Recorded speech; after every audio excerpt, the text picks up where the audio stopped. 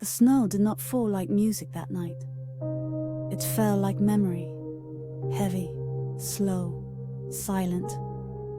Fontainebleau Palace stood cold and still, its grand corridors empty, its golden emblems dim under the moonlight. In the emperor's chamber, the fire had grown tired like him. It crackled once, then faded into a whisper. Napoleon Bonaparte, the man whose name once echoed across continents, sat hunched over a wooden desk. His coat was folded, his sword untouched. And on the table, a single sheet of parchment. Not a battle plan, not a declaration, just a letter. To Josephine. The world knew him as a conqueror. But in this moment, he was simply a man who had lost everything but his memories. He held the quill, but the ink hesitated. What do you write? When your empire is already gone, but your heart still belongs to someone who's not here.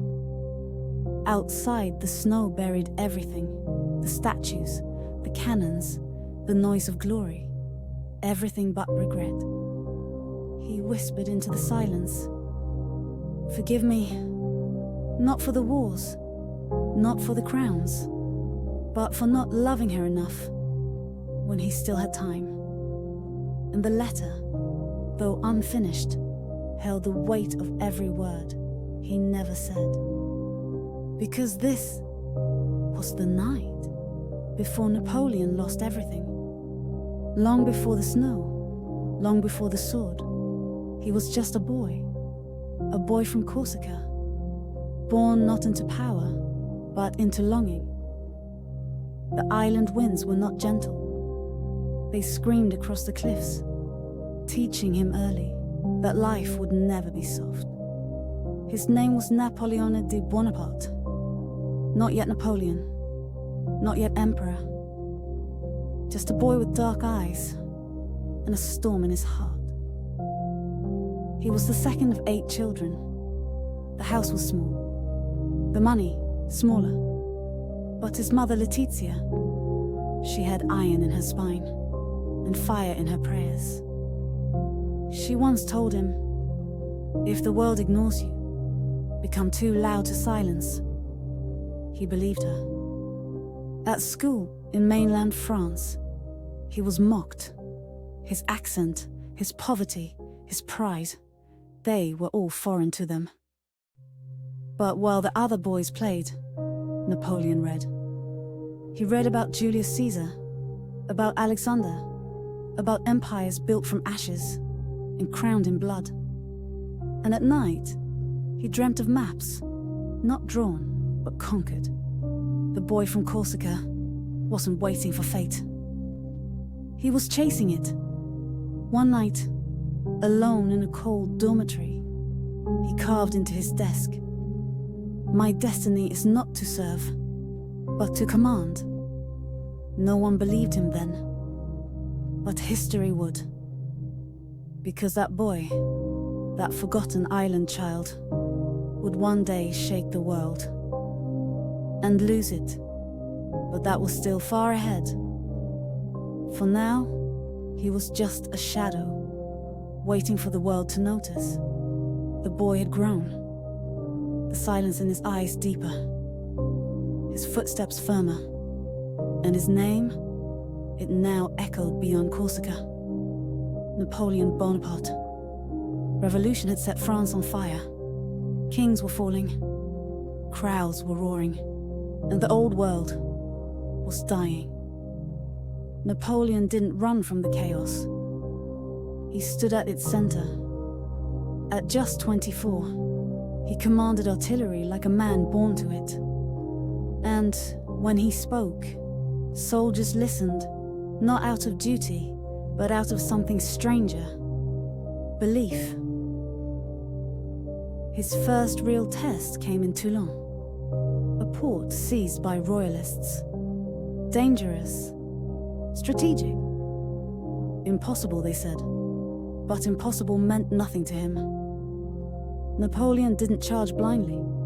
He studied the hills, measured the cannons, watched the wind. Then he struck. Not with brute force, but with brilliance. In days, Toulon fell. The city wept. The flags changed, and a star began to rise. The general who once carved dreams into desks now carved his name into history. They handed him a sword. But his real weapon was always his mind. He sees through smoke, an officer once whispered, as if the future is clearer to him than the present. But behind the medals, behind the sharp salute, there still lived the boy from Corsica, haunted not by defeat, but by destiny. And destiny, it seemed, was just beginning to whisper his name. Victory made him famous, but fame did not make him gentle. Napoleon was a storm in uniform, restless, brilliant, and cold to most. Until she arrived. Her name was Josephine, born Marie-Joseph Rose Tasha. But he called her Josephine, his empress, even before she wore a crown. She was older, elegant, wounded by her own past. She spoke softly, laughed easily, and wore perfume that smelled like memory. He wrote to her constantly, letters so wild with longing, they blurred the line between soldier and poet. "Since I left you," he once wrote, "I have been constantly depressed. My happiness is to be near you." She didn't always answer. And when she did, her replies were careful, less thunder, more cloud. But Napoleon didn't care. He wanted her name on his heart, the way he wanted his flag on every city, bold, loud, eternal. Their wedding was sudden, quickly arranged, as if even love had to march in military time. But on their first night as husband and wife, he was called back to war. And so began a pattern of leaving and writing, of winning and wondering if she loved him as deeply as he did her. Because Josephine was not like his battles. She couldn't be conquered. She couldn't be predicted. And that terrified him more than war. She became both his fire and his weakness. And in time, she would be the ghost he whispered to on the night before everything was lost. Paris was on its knees, and Napoleon stood tall. He didn't take the throne. He built one. With every speech, every victory, he turned a crumbling republic into a stage for his ambition. In 1804, inside the great cathedral of Notre Dame, the world came to watch a coronation. But Napoleon, he did not wait for the Pope. When the crown was brought forward, he took it in his own hands and placed it on his own head. Not out of pride, but out of message. I bend to no one, not even heaven. The crowd roared. The nobles nodded. But Josephine, she only smiled softly. To the world, he had become a god. But she still saw the boy from Corsica, the restless soul, who once wrote letters full of fire. He dressed in velvet now. He dined with kings. He redrew the map of Europe, as if it were a game board. But power has a price, and silence was its shadow. His brothers envied him. His allies feared him. Even his victories felt lonely. He once told a general, "The more I rise, the fewer voices I trust." Because every room he entered echoed with footsteps, but lacked truth. The crown was heavy, not on his head, but on his soul. And though the world bowed to him, in the quiet of his chambers, he still read Josephine's letters. over and over, looking for something not even an emperor could command. Peace. But peace, like love, was already drifting away. He had won cities. He had broken kings. But now, he was losing her. Josephine. She had once been the only calm in his chaos. But now, their letters fell colder. Her replies grew shorter. Her laughter less frequent. At court, rumors danced behind curtains. Whispers of her affairs, her distance, her fading love. Napoleon pretended not to hear. He buried himself in strategy, in campaigns, in conquest. But even on the battlefield, her absence echoed louder than cannon fire. In private, he would reread her old letters, just to feel warmth. Even if the warmth was only memory. I do not love anyone but you, he had once written. My whole soul belongs to you.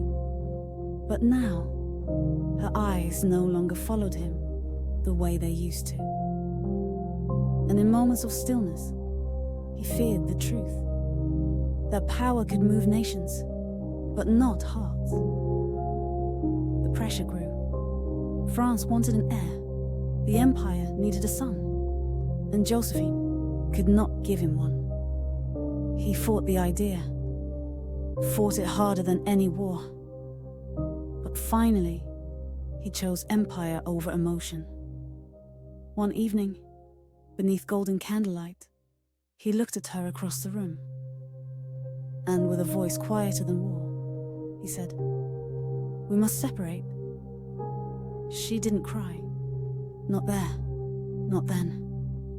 But when she left the palace, flowers fell from her hands, like petals from a dying season. He watched her carriage vanish.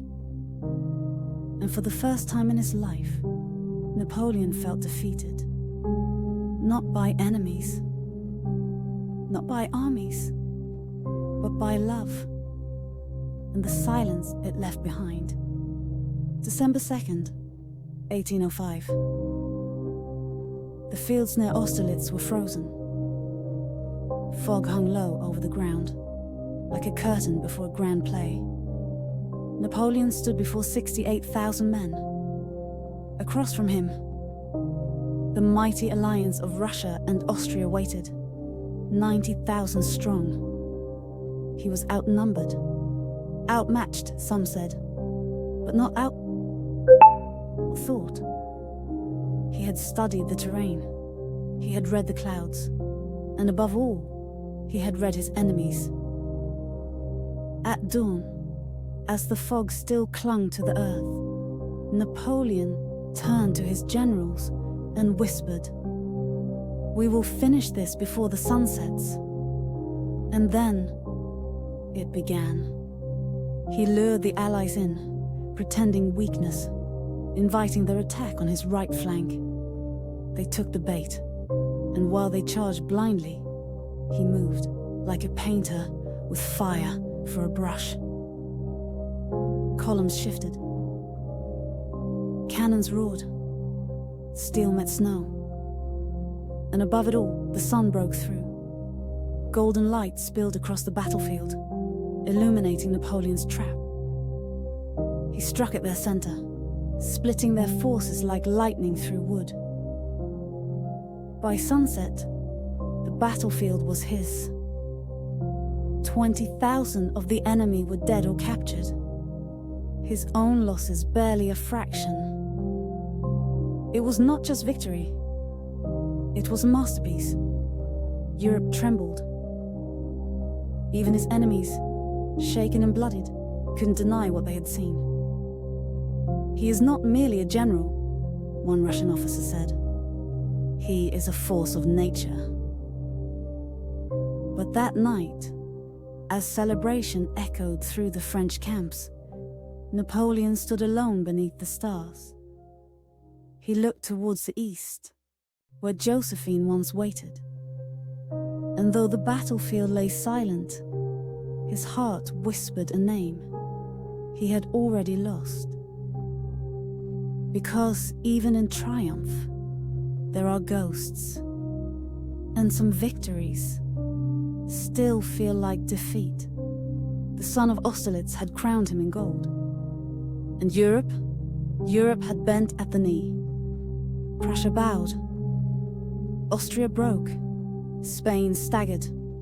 Napoleon did not just defeat kings. He replaced them. Brothers, allies, loyal men. He planted them like flags on every shaken throne. He redrew the map not with ink, but with blood and ambition. His empire stretched from the Atlantic to the gates of Moscow, from the icy north to the sunburnt shores of Italy. And still, it was not enough. He built roads, reformed laws, opened schools. To many, he was not a conqueror, but a rebuilder of broken nations. Yet inside him, the hunger never rested. Because what drove Napoleon was not power. Not really. It was control. Of nations, of memory, of fate itself. At court, he walked like a shadow in silk. Servants stepped back. Ministers spoke in careful tones. Even his own family had begun to fear him. One evening, a close advisor asked, "Sire, what do you truly want?" Napoleon didn't answer immediately. He just stared at the giant globe in his study. Then quietly, he whispered, "I want the world to stay still, only when I tell it to move." But the world is not still. It breathes. It shifts.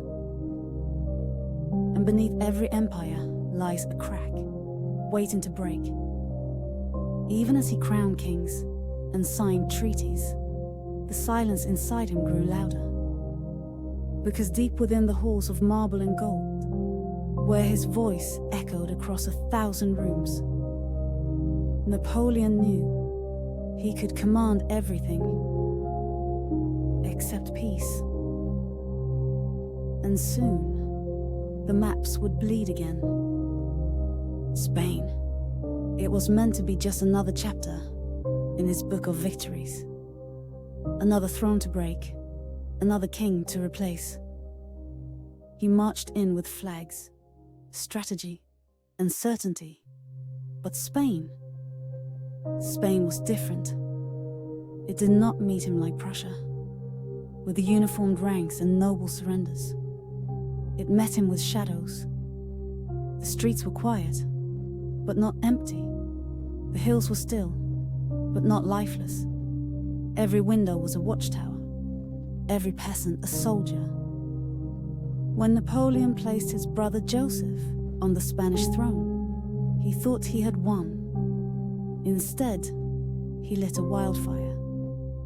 The people didn't fight him in grand battles.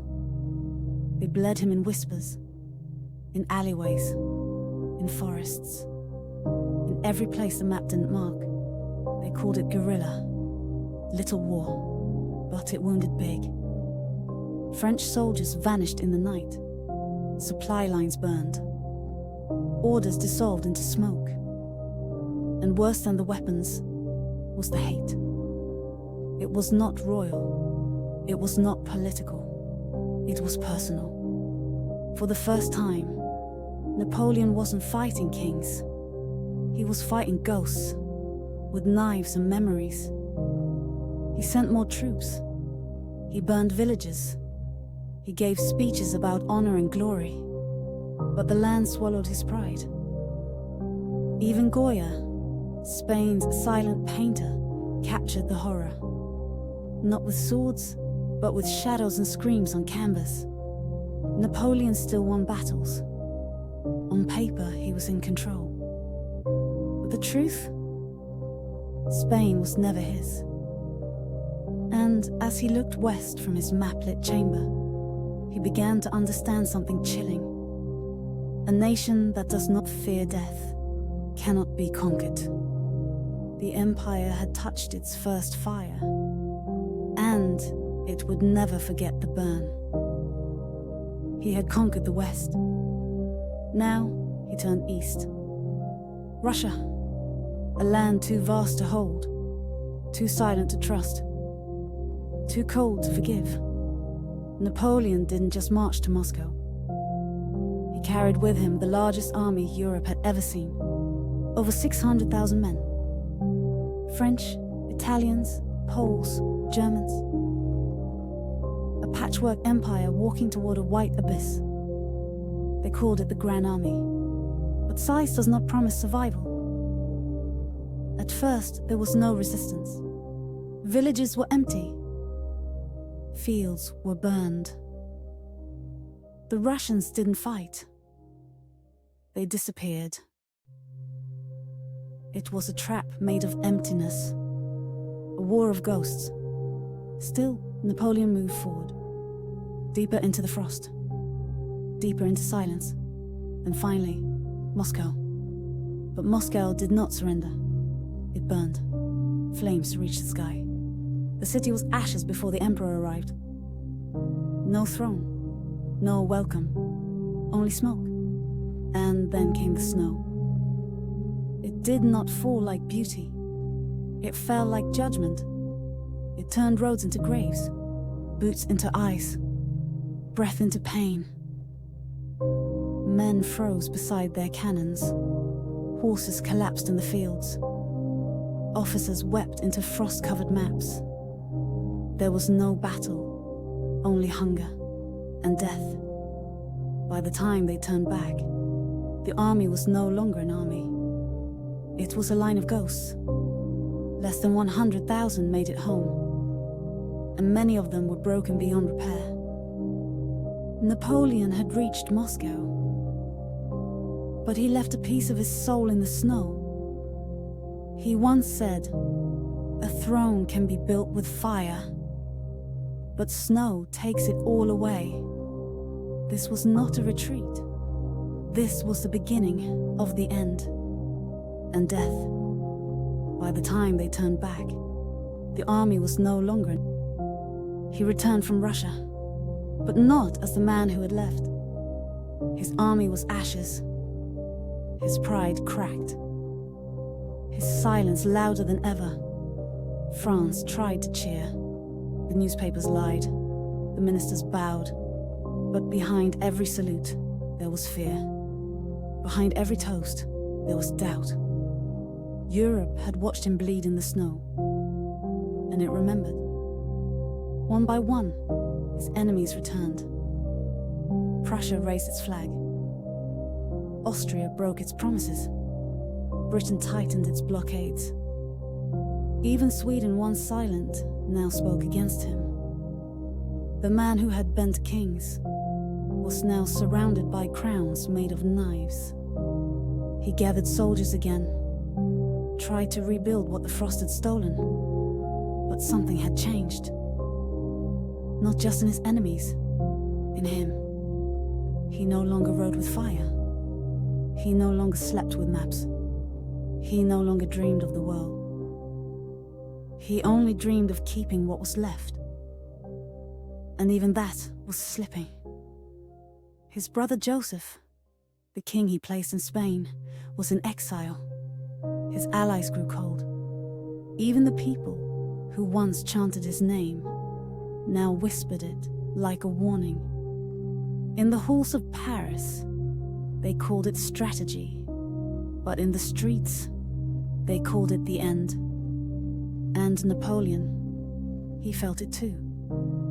He once stood at the edge of Europe and claimed the world. Now, the world had turned its back, and every road led to war, one he could no longer afford to lose. October 1813. Leipzig, a city wrapped in mist and waiting for history. Napoleon stood with his remaining strength. 200,000 men, tired, wounded, loyal. But across the fields, Europe had arrived.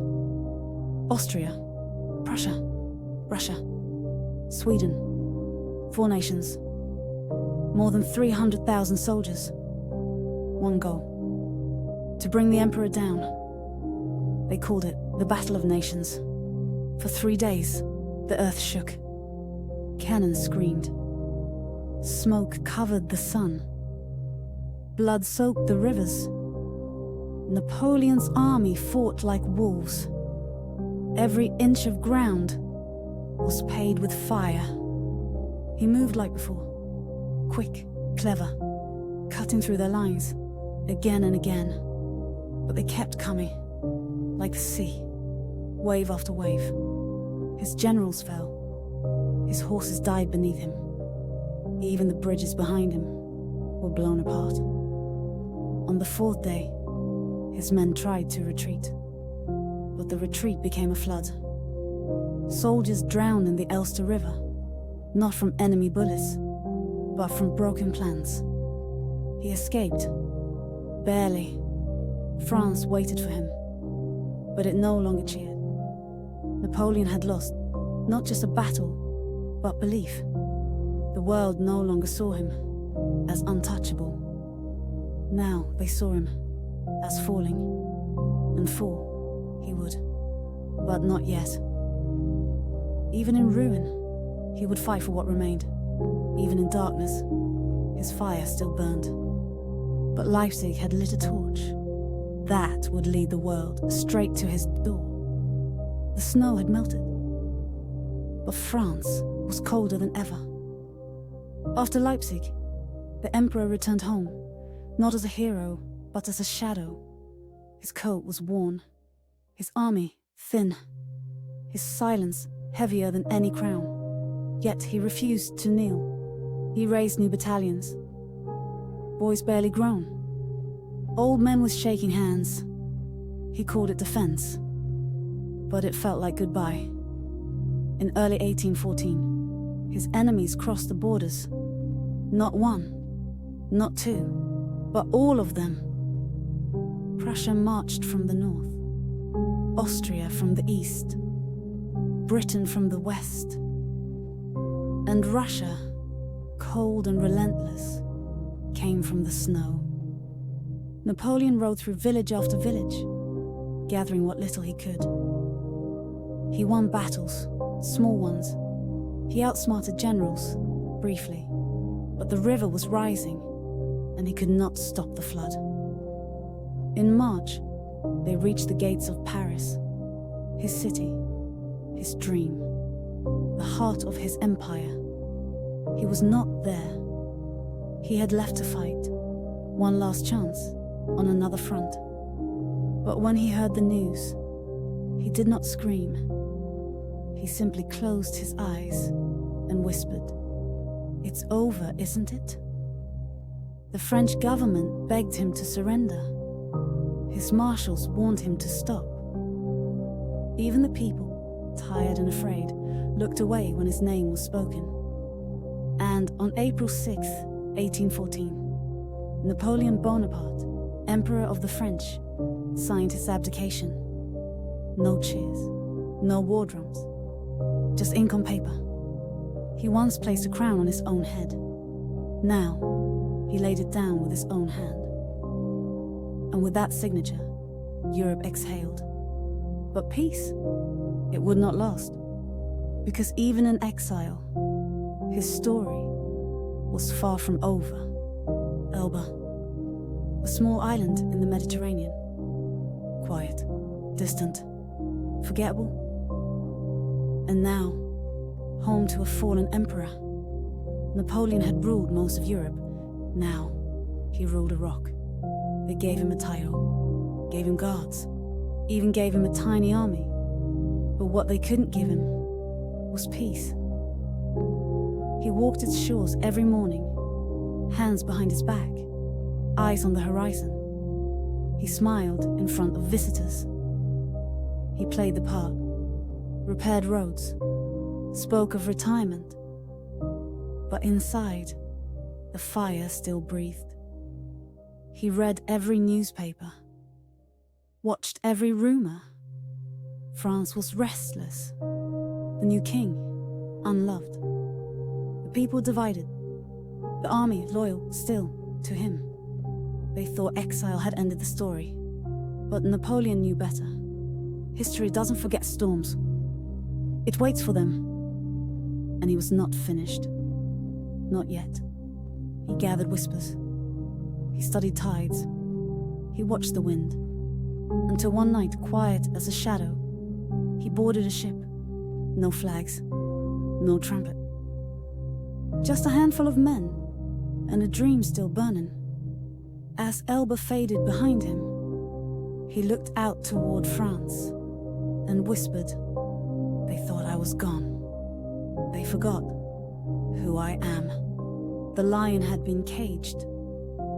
Now it was loose again, and it was heading home. He landed in silence. No flags, no army, no promise of victory. Just Napoleon and a handful of loyal men. The beach was cold, the air sharp, but he smiled. He was back, in France, and every step forward was a step into history. The government called him a fugitive, a traitor, an outlaw. They sent soldiers to stop him. An entire regiment marched to face him near Grenoble. He rode ahead, alone. No weapons raised.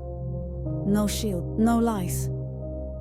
He stopped in front of the troops, opened his coat, and said with steady voice, "If any of you wish to kill your emperor, here I am." Silence. Then, cheers. Tears. The soldiers dropped their guns and ran to him. One by one, every unit sent to stop him joined him instead. He did not fight his way to Paris. He was carried there, on the shoulders of loyalty. It was a march without blood, a return without permission. In just 20 days, he reached the capital. The king fled. The court collapsed. And France stood up for its fallen emperor. He entered Paris, not like a ghost, but like fire returning to its flame. And on the balcony of the Tuileries Palace, he looked over the city that had once betrayed him. He whispered, "I have come not to punish, but to finish." The exile had failed. The lion had returned. And for one last time, the world would hear him roar. He was back. But the world was not waiting. The kings of Europe did not cheer. They sharpened their swords. In Vienna, leaders gathered in anger. Austria, Prussia, Russia, Britain, all signed one agreement. Napoleon must be destroyed. This time, completely. But he did not flinch. He had returned with fire, and he was ready to burn for one last victory. In Paris, he reformed everything in days. He gathered troops, rebuilt trust, spoke to the people not as a ruler, but as one of them. He said, "I am not afraid of the Allies. It is the French I fear, if they ever stop believing." And they believed. Farmers, veterans, even students took up arms again. Not because they were ordered to, but because they remembered what it meant to march behind the eagle. He promised them peace. But prepare for war. He knew they were coming. The British under Wellington, the Prussians under Blucher, two giants on the move. But Napoleon had a plan. He would strike first, fast, before they could unite. He rode with his men, his voice calm, his eyes sharp. No longer chasing an empire, only chasing time. Every night, he sat alone in his tent, reading maps, watching the wind, listening to the silence before the storm. One officer asked, "Sire, what shall we call this campaign?" He smiled and whispered, "The last one, because even a storm knows when it's time." to break. June 1815. Belgium? Green fields, open skies, and the sound of footsteps that would shake history. Napoleon had arrived, not with a crown, but with purpose. His army was smaller, less polished, but their hearts beat like drums. Across the land, two enemies waited. The British under Wellington, patient, cautious. The Prussians under Blücher, relentless, angry. Napoleon knew he had one chance. Divide them, strike hard, win fast. On June 16th, he struck the Prussians at Ligny. Victory. But not enough. Blücher slipped away, still breathing, still coming. Then he turned toward Wellington, who waited near a quiet village called Waterloo. Rain fell the night before. The ground turned to mud. Cannons sank. Boots struggled. Napoleon stood before his officers, calm, sharp, the fire still in his eyes. He said, "We will crush them by midday, then march on Brussels, then peace." He believed it. They believed it. But the earth, the sky, and time itself had other plans. As dawn broke on June 18, the fields were quiet, too quiet. But beneath that silence, history held its breath, because this was no longer just another battle. This was the final mirror, the place where the eagle would either soar once more or fall forever. And in the mist, the drums began. Waterloo was waking. June 18th, 1815. Morning. The rain had stopped. But the ground was still drowning. Mud clung to boots. Wheels sunk deep. Cannonballs rolled like stones in a swamp. Napoleon stood on a ridge, looking across the field. He saw them, the British lines stretched over hills, quiet, waiting. Behind them, Wellington sat calm, his troops dug in, his confidence hidden behind stillness.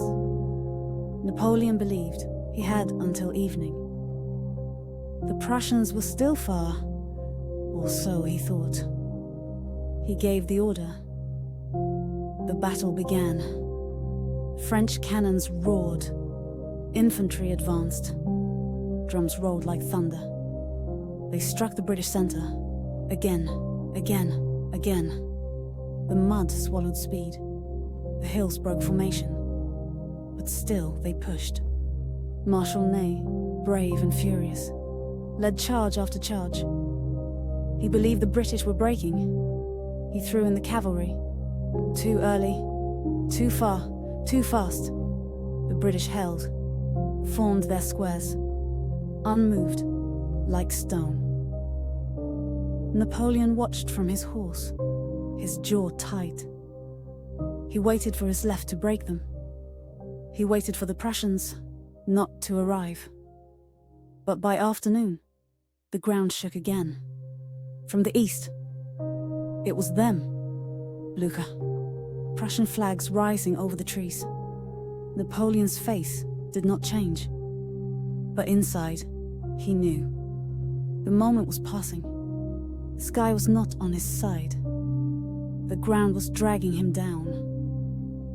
And the hour was slipping like sand. Still, he fought. Still, he believed.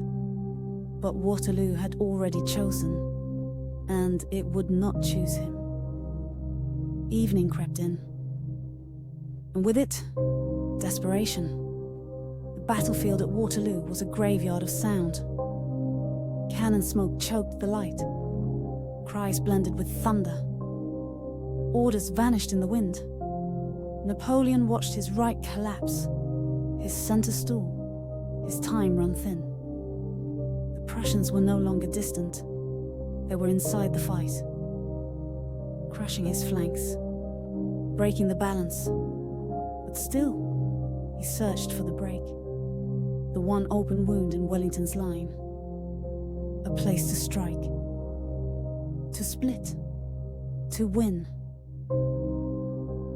At 7 in the evening, he pointed to the British ridge and gave the order. The Imperial Guard, his finest, his proudest, the men who had never broken, would charge.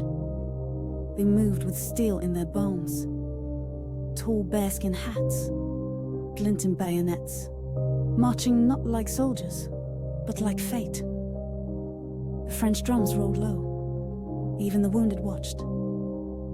Even the sky, it seemed, held its breath. They climbed the ridge, step by step, closer, closer. Then, a wall of gunfire. British rifles lit the hill like lightning. The guards staggered, then fell. Once, twice. They tried to hold, but the ground beneath them had already let go. And then came the words that shattered more than the line. The guard retreats, not breaks, not runs, just steps back. But for France, for Napoleon, it was enough. Panic swept the field. Formations crumbled. Soldiers dropped weapons. And the empire, once so proud, collapsed into the mud. Napoleon sat still on his horse. Smoke curled around him, a whisper of what had been. He looked once more at the field, now scattered with silence, and said quietly, "This is the end." The eagle had flown as far as it could, and now it was falling. Night fell over Waterloo, but there was no sleep, only smoke and silence. Napoleon sat alone in a small farmhouse, not as a general, not as an emperor, but as a man who had given everything and had nothing left to give. His boots were muddy, his uniform torn, his voice quiet. Messengers came and went. Officers waited for orders, but no new orders came. There was no next move, no clever flank, no sudden rescue. Waterloo had spoken, and its voice was final. The next day, he rode through broken ranks. Men looked at him with tired eyes. Some still saluted. Others just stared. He said nothing. What could he say? He returned to Paris, not in triumph, but in shadow. The people watched from windows, not cheering, jeering, just watching. The Chamber of Deputies, once loyal, now turned their backs. They said, France needs peace, and peace no longer wears your face. On June 22nd, 1815, Napoleon abdicated again. Not with pride, not with rage, just a deep, slow breath. He wrote a few words, laid down the pen, and said, "I tried to hold the world, but it was never mine to keep. This time, there would be no Elba, no return, no 100 days, only exile, farther, lonelier, final." He had entered history like a flame, and now he faded into it like smoke. But legends, even when quiet, never truly disappear. And as he boarded the ship to his last home, the wind carried with it a whisper that France would never forget. Napoleon, the man who once moved the world. St. Helena, a dot in the Atlantic Ocean, far from Paris, far from war, far from everything he had once commanded. This was where they sent him, not as a guest, but as a prisoner. The house was damp, the wind constant, the walls whispered with the breath of the sea. Napoleon walked its gardens alone. No advisors, no armies, Only memories. He kept a few books, a globe, a sword he never touched. Some days, he wrote. Other days, he just stared out at the horizon, as if waiting for France to call him home. It never did. He spoke to the gods, to the birds, to the silence. He said, I once ruled millions. Now, I speak only to the wind. The British watched him carefully, as if power could still rise from a man in a chair. But he no longer plotted, no longer dreamed of return. He began to cough, to sleep less, to grow quiet. His body thinned, his voice faded, but his eyes, they still burned. One of his servants asked, Sire, do you regret? Napoleon looked toward the ocean and said, I regret nothing. I only wish I had loved more while there was still time. On May 5th, 1821, he closed his eyes. For the last time. No cannons, no crowds. Only the wind and the waves. And a whisper. Napoleon. He had come into the world with fire. He had left with silence. But in the pages of history, he would never sleep. He was gone. But the silence didn't last. Word of his death reached Europe, like a shadow passing over the sun. In France, people wept in secret. Some lit candles.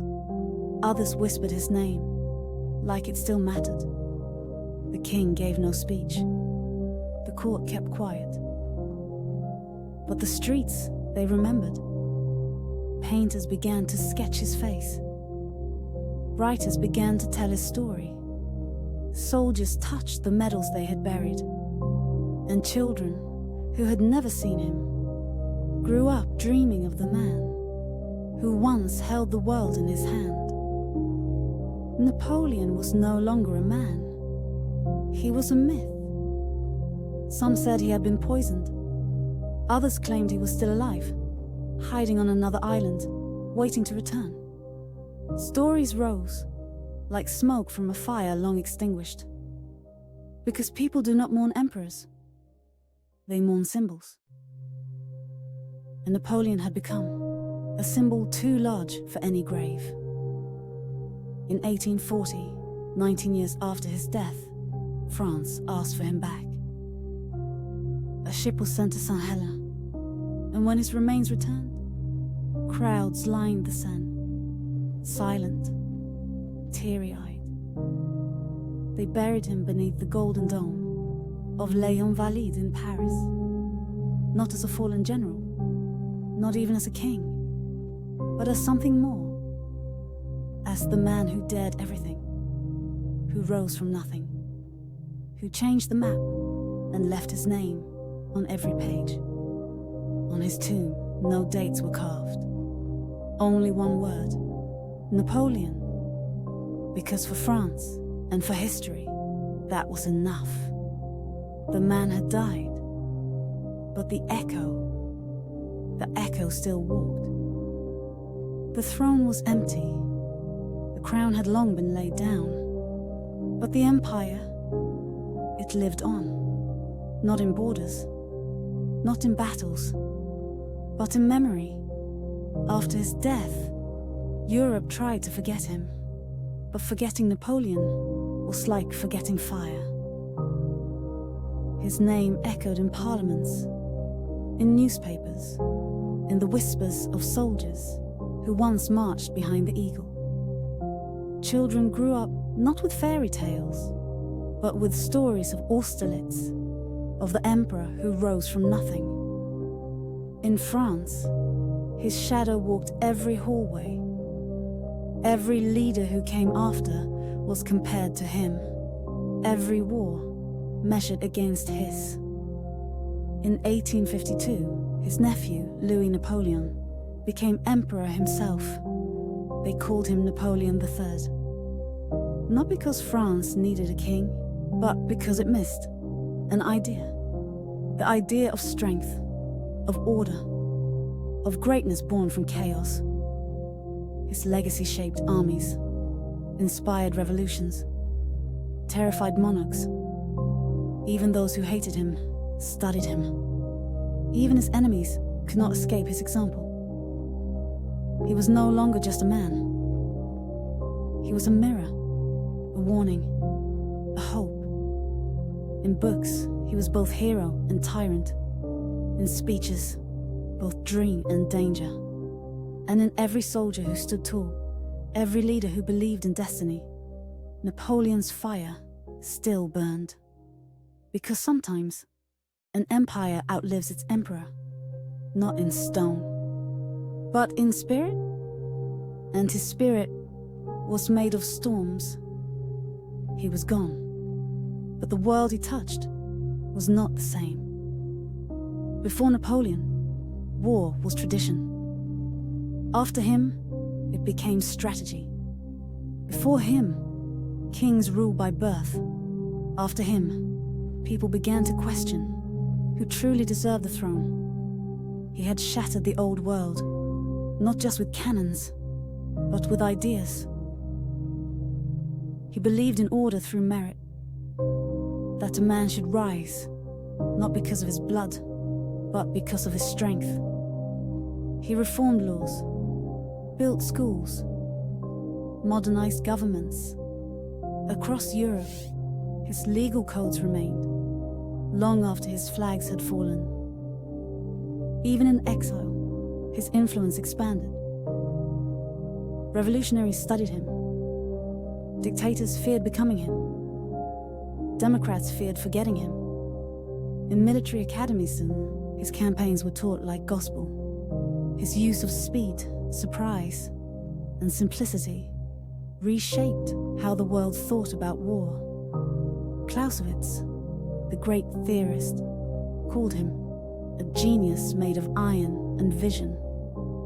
And for those who came after, leaders, rebels, generals, Napoleon was both a guide and a ghost.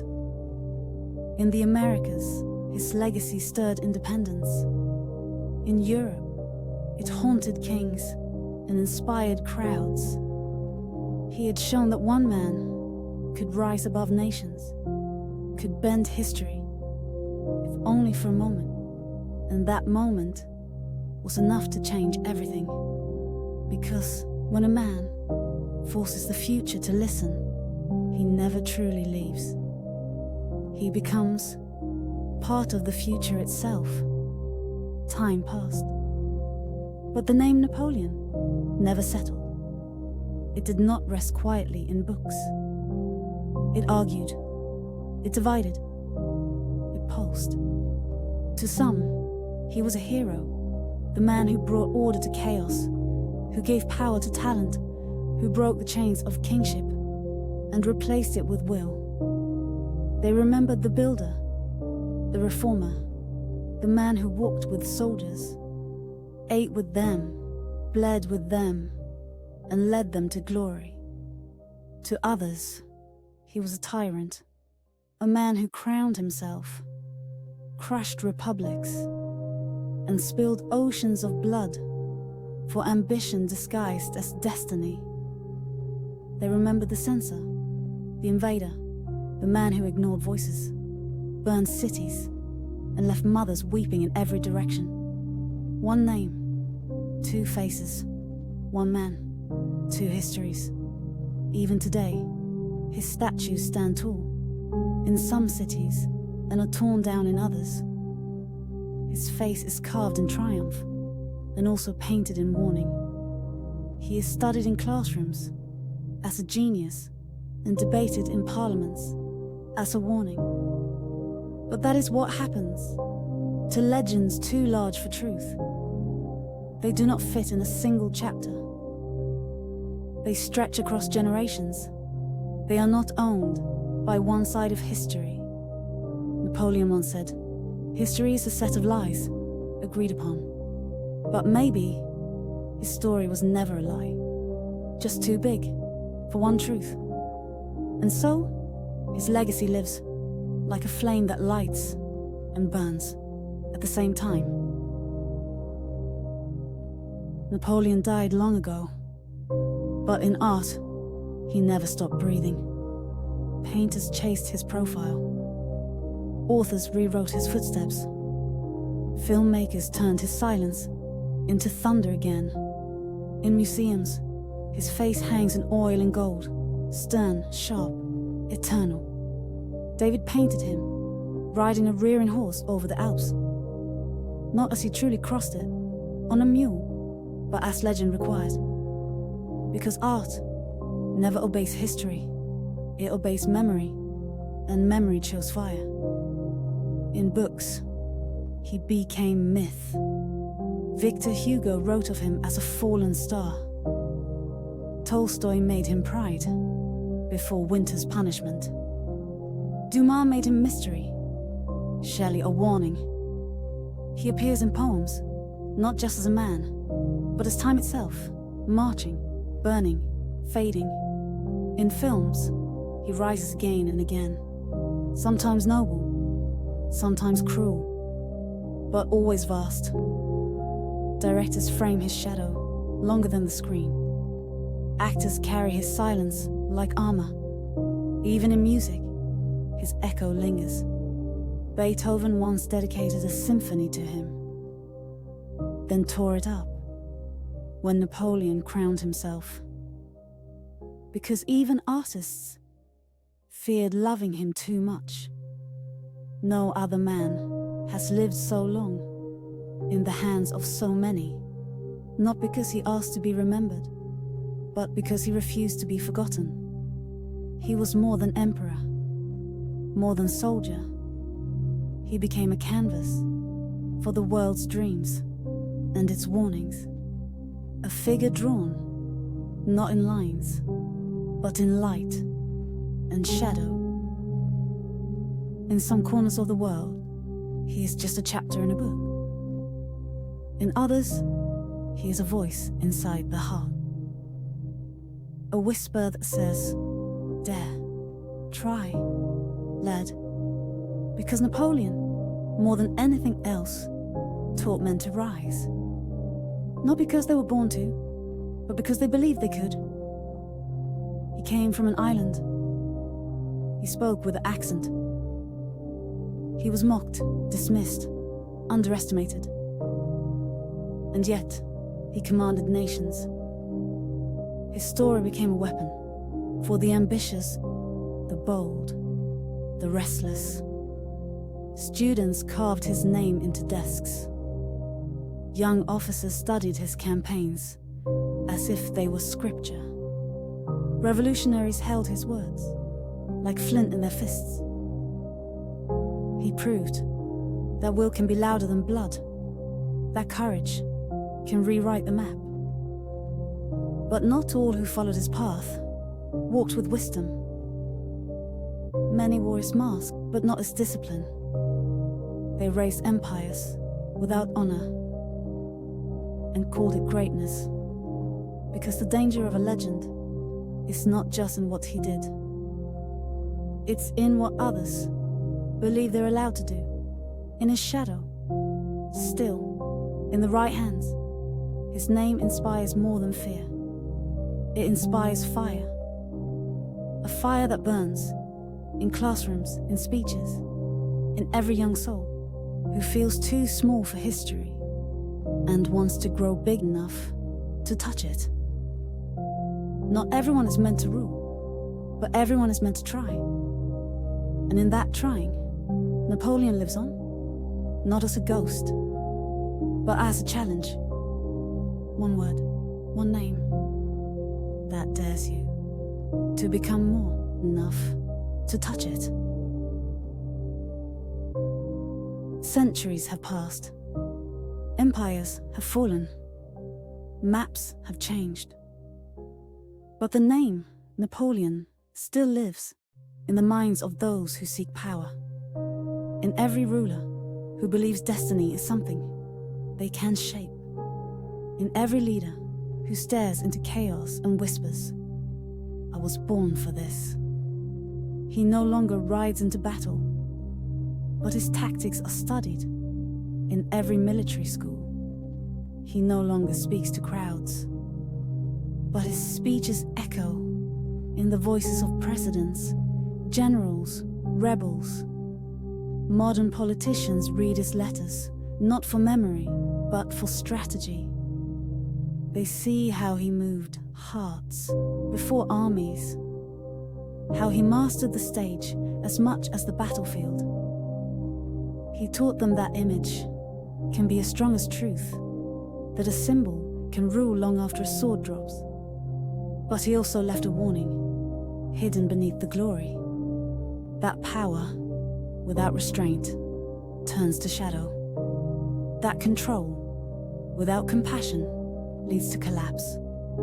Napoleon rose because he was brilliant, but he fell because he believed.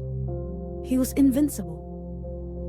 And that lesson lives quietly behind every modern throne.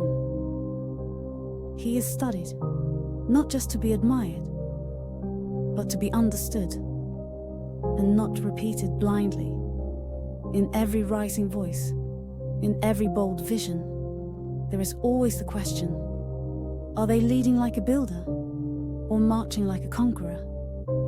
Because the echo of Napoleon reminds us that greatness without humility can shake the world and then shatter it.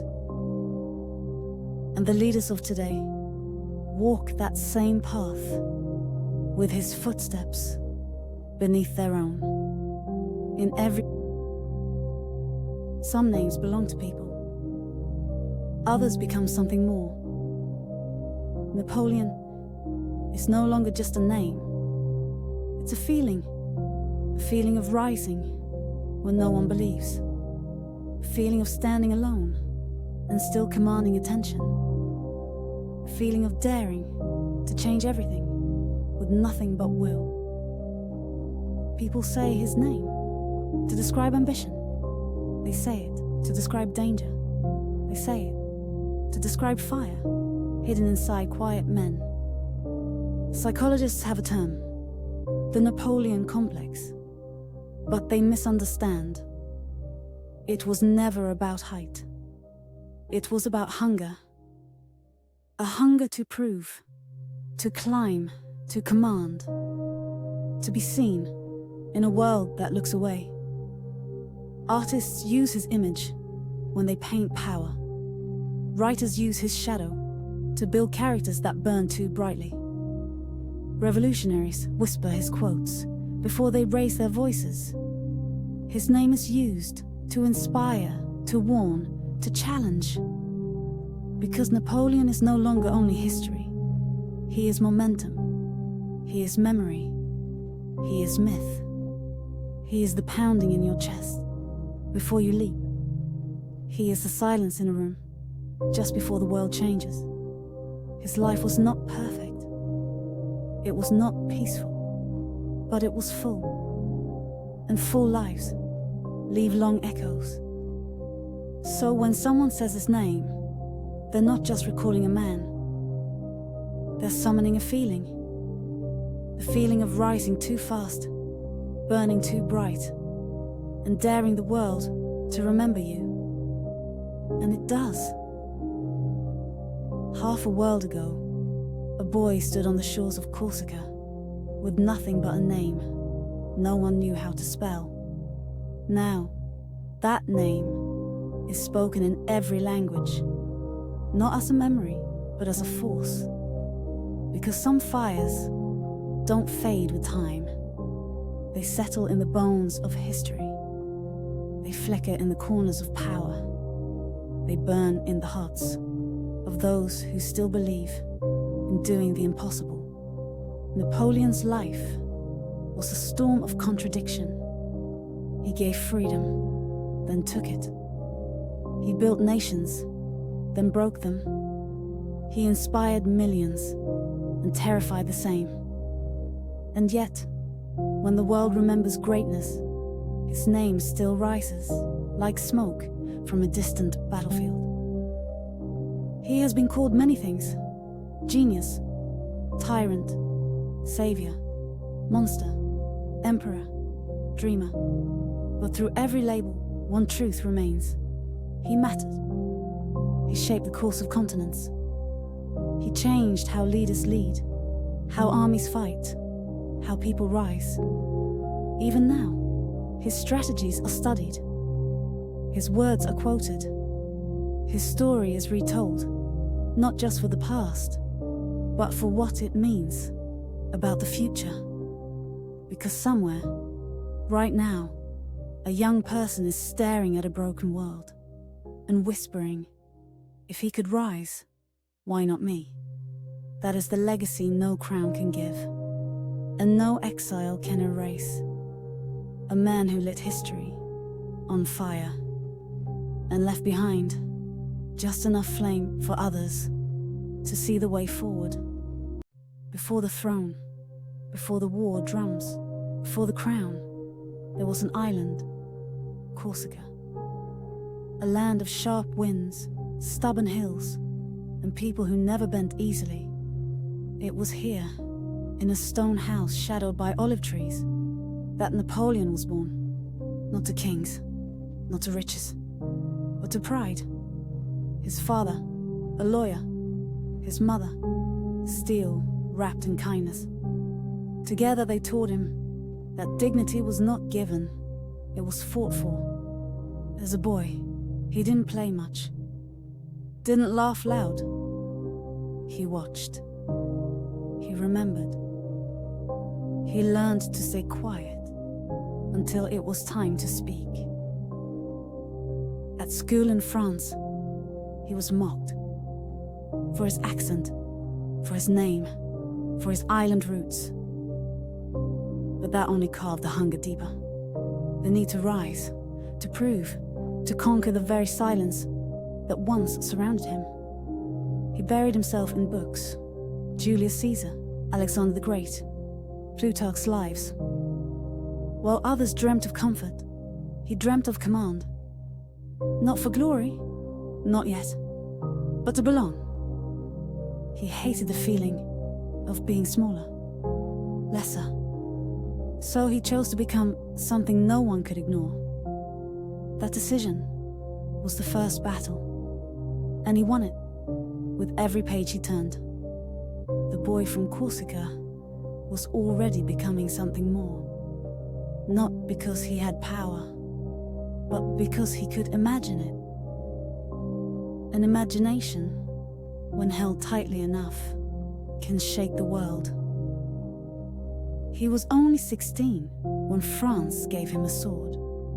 Too young, too quiet, too unknown. But inside him, there was already a storm. He joined the army, not with noise, but with notebooks. While others shouted orders, he mapped the ground. While others marched, he studied the sky, the wind, the angle of fire. War was not chaos to him. It was mathematics. A puzzle made of blood and mud that he intended to solve. At Toulon, a city under siege, he got his chance. The generals hesitated.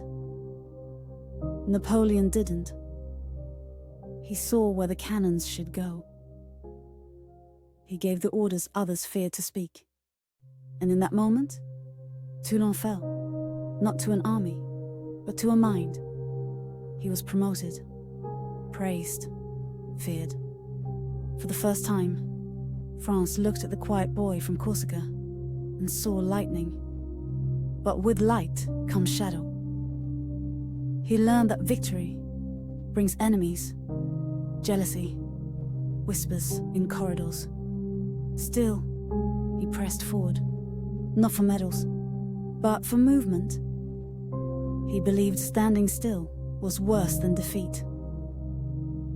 And so, step by step, he walked deeper into history's fire. Not because he was ready, but because he was willing. And sometimes that's all it takes.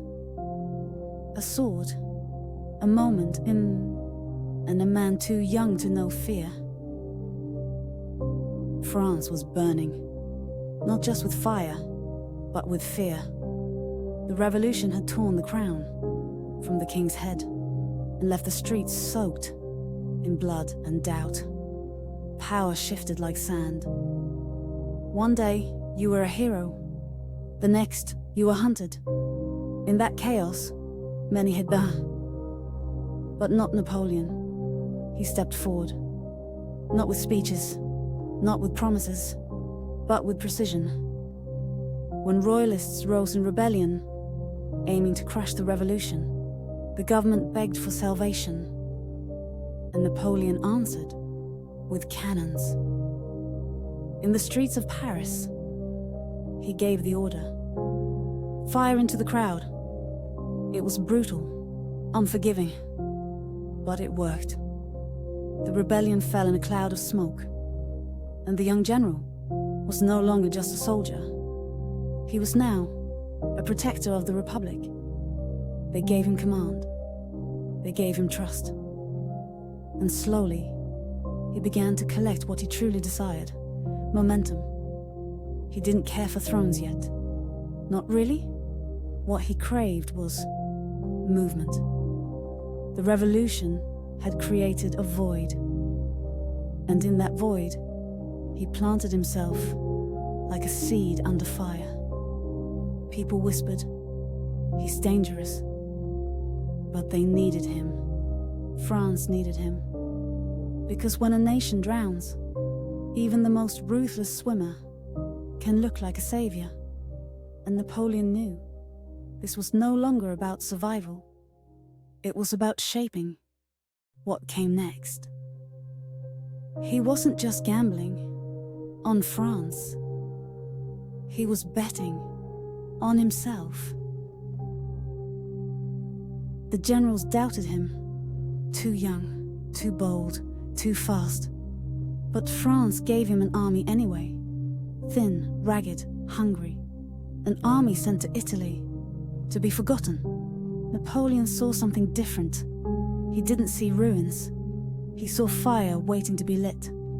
He spoke to his soldiers, not like a king, but like a storm. "You are hungry," he said. "I will feed you with victory." And then he moved. Not slowly, not cautiously, like lightning. He danced through mountain passes. He struck at the heart, before the enemy knew where to block. He broke traditions, broke lines, broke fear itself. City after city fell, not just by sword, but by surprise. He became legend, before he became emperor. In Milan, the people cheered him. In Austria, the leaders trembled. In Paris, they gasped. Who was this man, turning forgotten campaigns into triumphs sung in the streets? He was not just a general. He was momentum given flesh. In Italy, Napoleon found something greater than victory. He found the proof that his ideas worked, that his mind was a weapon, more dangerous than any cannon. And most of all, he found his voice. From that moment, he would never again ask for power. He would take it step by step, land by land, mind by mind, because Italy had shown him the world was not ruled by those who waited, but by those who moved first. Victories pile up like gold in a vault, but with every battle won, a new kind of silence followed Napoleon. Not the silence of peace, but of distance. Distance from his men, from the streets, from the world that once felt small enough to hold. He was no longer the boy from Corsica. He was something larger and lonelier. Time had begun its quiet war against him, not with swords, but with shadows. He started to notice that fame ages faster than a man. The same voices that once cheered, now questioned.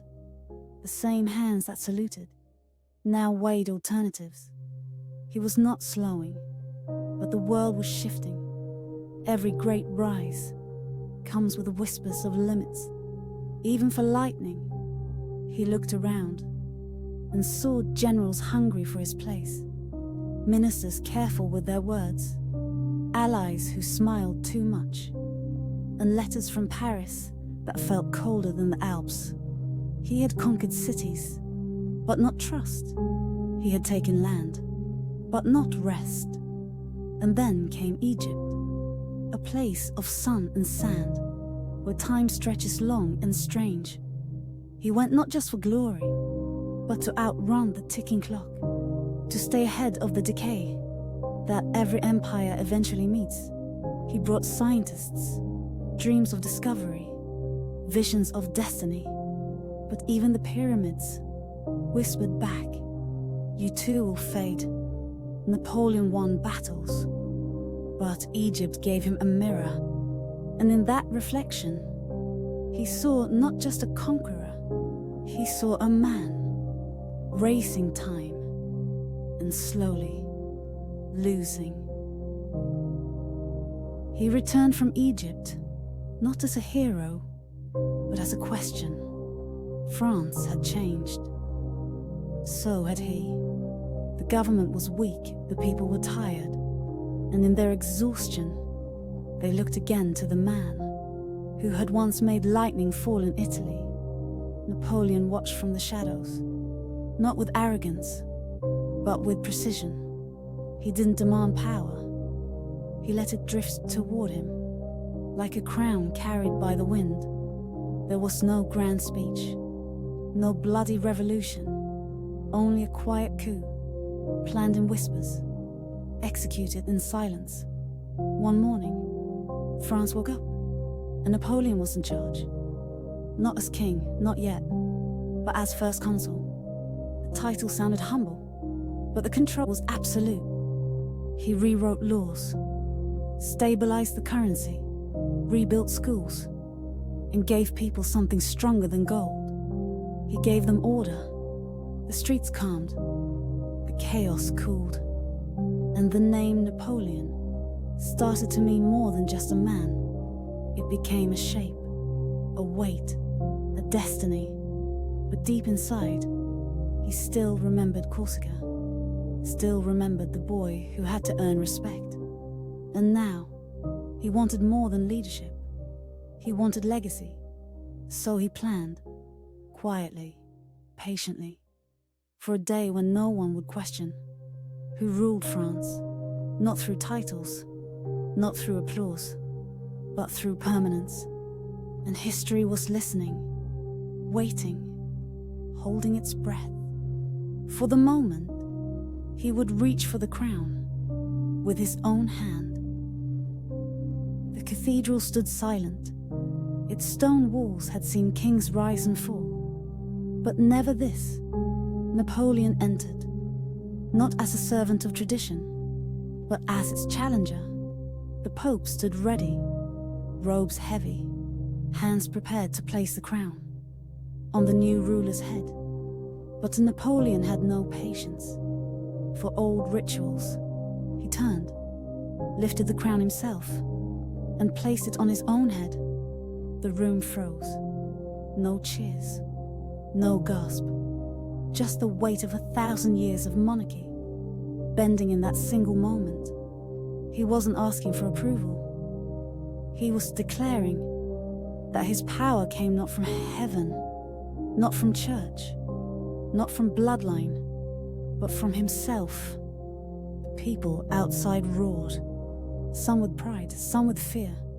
They had seen a soldier become a symbol, a general become a ghost of empire past. Now he was emperor, but not like the others. He rewrote the rules, redesigned the court, turned palaces into plans, and honor into strategy. His family was placed on thrones across Europe, as if his name could stretch across borders and become a dynasty of will. But power has cost, even when taken by choice. He was no longer just a man. He was an empire wearing skin. Every step he took echoed across the continent, and somewhere in that echo, a warning began to whisper. The higher you crown yourself, the further you fall. France was no longer a country. It was a shadow stretching across Europe. Napoleon's flag flew in cities he had never been born in, spoken in tongues he did not speak. His empire moved fast, too fast. Soldiers marched, maps changed, and kings, once proud and ancient, bowed or broke.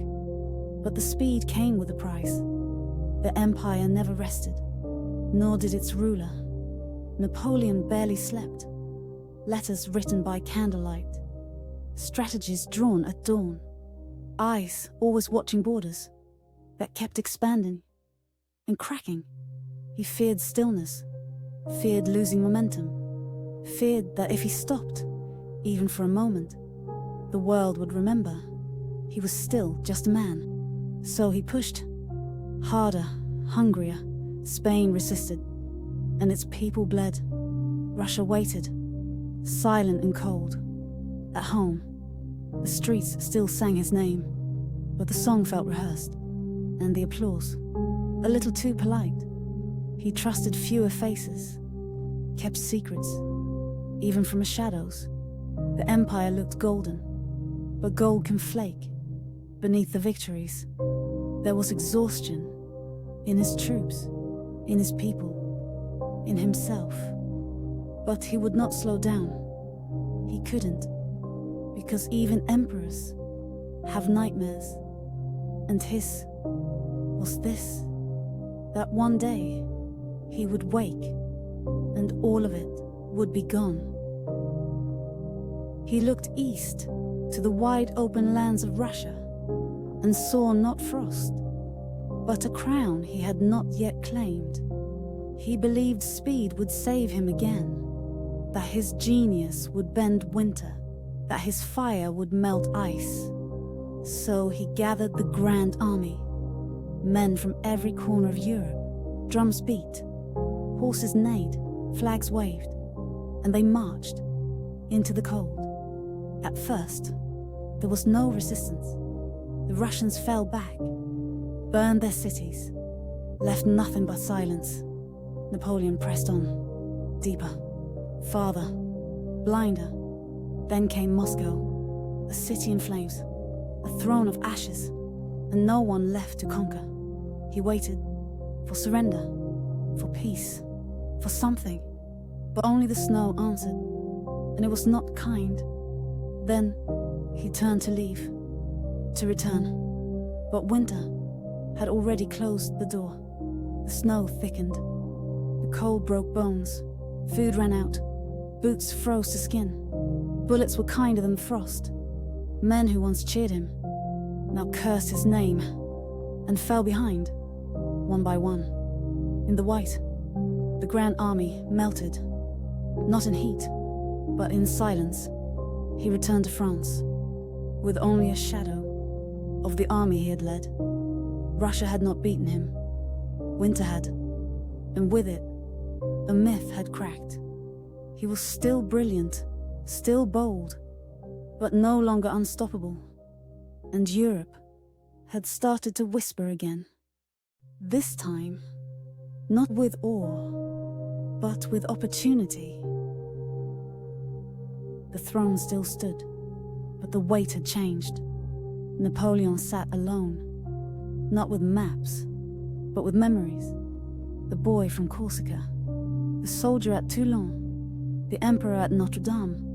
They all felt distant, like echoes in a fog.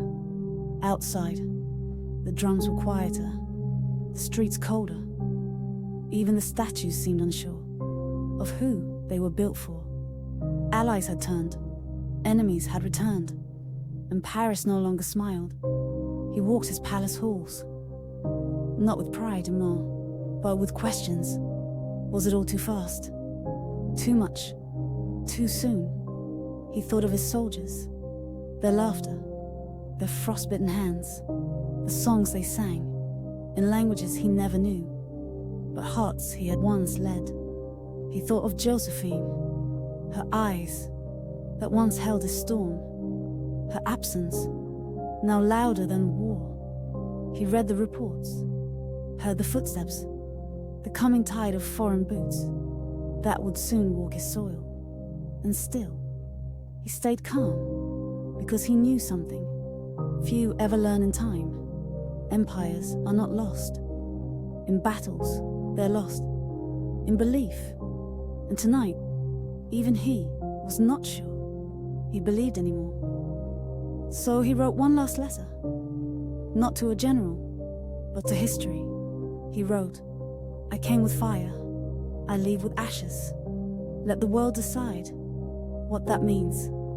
And as the candle flickered, and the stars watched in silence, Napoleon closed his eyes, not as an emperor, not as a myth, but as a man, alone, on the night before everything fell.